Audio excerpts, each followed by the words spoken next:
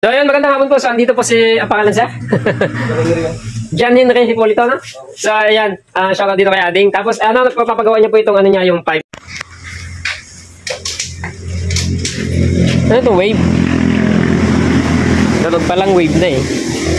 Nag-message nga pala si Ading bago pa siya pumunta sa atin. Tinanong niya sa atin ang tungkol doon sa pipe niya. Ito na nga, dumating na nga siya sa atin at ipapagawa niya na.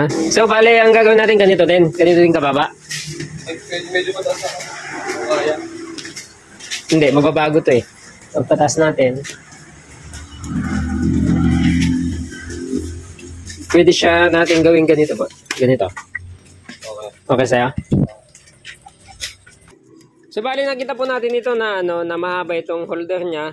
Hindi natin siya pwedeng iganon. Masyado nang mababa itong pinakadulo dito.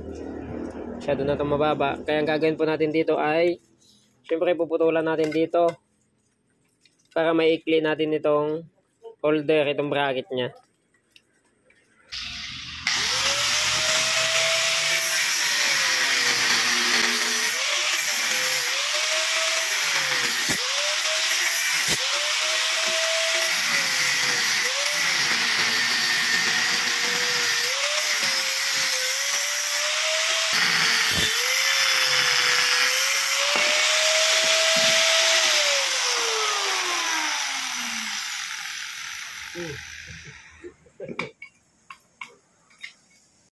Hindi nga pala muna natin tinanggal itong elbow sa may motor. Kakatingin na lang muna natin yung dating nakakabit na canister. Mas maigi kasi na ganito muna yung gawin natin bago tayo mag-backlash dahil mas mababawasan yung trabaho natin at mababawasan din yung oras kung paano natin siya gawin. Napansin nga din pala natin na tumatama na pala yung kickstarter dito sa may elbow, kaya naman nag-decide din tayo na ilayo na lang muna bago natin ipisto yung canister. At kung mapapansin nyo dito sa may tubo, ay gas-gas na nga, malaki na nga yung bawas. Kaya naman gagawan na naman natin ng paraan, tatabasan naman na yung tubo para naman may layo natin yun doon sa may kickstarter. Ganito lang naman po talaga yung magagawa natin dito, magtatabas-tabas sapagkat maliliit na espasyo po ito, hindi po kasya sa binderan. Tsaka kahit na po tatabas-tabasin po natin ito, ay may babalik pa rin naman po natin sa dati. At dito nga po pala ay nakuha na natin yung tindig na kinukuha natin. Kaya nga napapathumbs up na tayo dyan. At syempre dahil nga nakuha na natin yung tamang tindig at tamang tayo ay ibabalik na po natin. 2% lang naman natin yan bago natin i-spot para naman dumikit yung pinakaduloy ng katingan natin. At para naman po maglapat sila ng gusto bago natin siya i-spot. At pagkatapos nga po pala natin i-spot ay full weld na rin natin. So dito pinupull weld na po nga natin para naman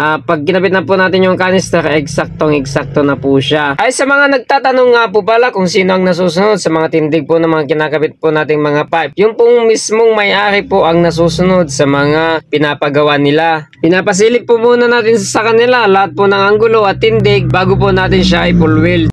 Nagkabit nga po pala natin yung canister na at dito nga itatapos na nga natin ng saktong lapat na lapat yung pinaka bracket naman niya. Pinutulan nga pala natin yung bracket na mahaba para naman mailapat natin dito sa may lagayan niya. At kapag natapos naman na po natin ng gusto ay ilalagay na nga po natin. Mabuti na lang at may gamit tayong mabilis na katulad nito. At shoutout nga po pala sa nag-donate nito sa atin na si paring Andy Palsario. Naawa na daw siya sa atin sa pagbaklas ng tornilyo kaya binigyan na tayo ng ganito. Napapansin nyo po dito sa pag-spot po natin ay tuloy-tuloy. Yan po ang kagandahan talaga ng lapat na lapat sila. At dito nga po pala ay na-ispat-ispat na nga po natin. So babaklasin na nga po pala natin itong buong pipe para naman po may pupulweld naman po natin yung mga nasa ilalim. At dito nga po pala ay hindi natin matanggal-tanggal yung elbow dito sa may pagitan ng footrest niya. Kaya naman nag-decide tayo na dito na lang natin siya i-pulweld at dito na rin natin siya linisan. Mas maganda rin talaga pag mag-pulweld ay maganda po yung lapat niya o maganda po yung pwesto niya. Kasi pag alanganin po yung pwesto natin na nagpupulweld, halimbawa overhead, ay nahirapan pong kumapit po lalo na stainless po yung kinakabit natin at manipis po yung winiispatan natin. Kaya maganda po talaga pag po siya nakahiga. Kaya dito po ay pinupulweld na natin siya para naman kunting welding rod lang yung magagamit natin at less talaga sa trabaho. At dito nga po pala ay malapit na tayo matapos. So tsatsagin nyo na lang po siyang panoorin at matatapos na po. Makikita nyo po yung resulta niya pagkatapos natin siyang linisin. Yung paglilinis naman po natin ay kagaya pa rin ng mga naunang paglilinis natin na naipakita na natin sa mga vlog natin. So napakasimple lang naman na po talaga. So okay na tayo na. So ito na po yung ginawa natin, no. Bali ang nangyari ito na yun. Binago din natin yung yung holder. Ito yung natira sa holder, oh. Tinapos natin yung holder para naman may kapit natin dyan. Ayan, pinaginos na rin natin ng konti. Yan, hindi pa naman siya totally makinis, pero makinis na din. Ayan. Yung mga lagayan dati ng ano dito, yung spring. Mga lagayan ng spring, tinanggal na rin natin dahil nakadirekta na tayo dito sa may pipe. Hindi na siya dibaklas. Ayan. Yung sumasabit dito, okay na rin, hindi na rin sumasabit. Malayo na rin yung kick niya. Malayo na rin. So, pantakin mo na din. Baka sakaling walang singaw. Wala na. Yung lutong yung tunog. Anong pipe to? Organ. Ganda yun, organ.